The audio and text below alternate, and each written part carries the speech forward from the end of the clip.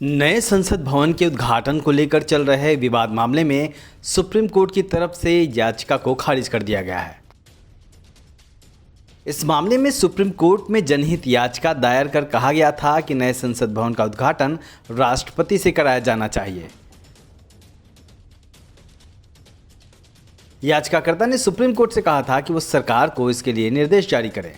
हालांकि supreme court ने साफ कहा कि वो इस मामले में दखल नहीं देगा। याचिकाकर्ता की तरफ से आर्टिकल 32 और आर्टिकल 79 का हवाला देते हुए ये याचिका दायर की गई थी। सुप्रीम कोर्ट के जस्टिस नरसिम्हा ने कहा कि हम आर्टिकल 32 के तहत इस याचिका को सुनने में दिलचस्पी नहीं रखते हैं।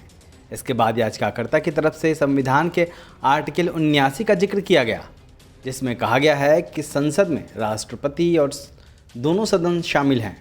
इस पर सुप्रीम कोर्ट ने कहा कि आर्टिकल 79 का संसद भवन के उद्घाटन से क्या लेना देना। आपको बता दें कि आर्टिकल 32 जिसका जिक्र सुप्रीम कोर्ट की सुनवाई के दौरान हुआ और याचिकाकर्ता की तरफ से जिसका हवाला दिया गया, उसे संविधान की आत्मा कहा जाता है, क्योंकि ये आर्टिकल मौलिक अधिकारों से जुड़ा हुआ है।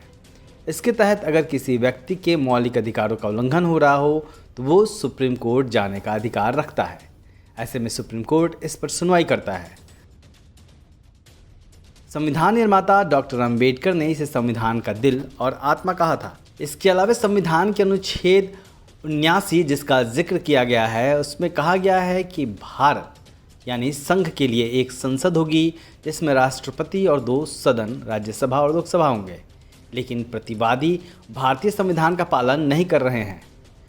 इसमें संविधान के अनुच्छेद 79 का उल्लेख करते हुए कहा गया था कि राष्ट्रपति लोकतंत्र के संसदीय स्वरूप का अभिन्न हिस्सा है और इसलिए शीर्ष न्यायालय का हस्तक्षेप इस राष्ट्र के लोकतंत्र की रक्षा के लिए जरूरी है।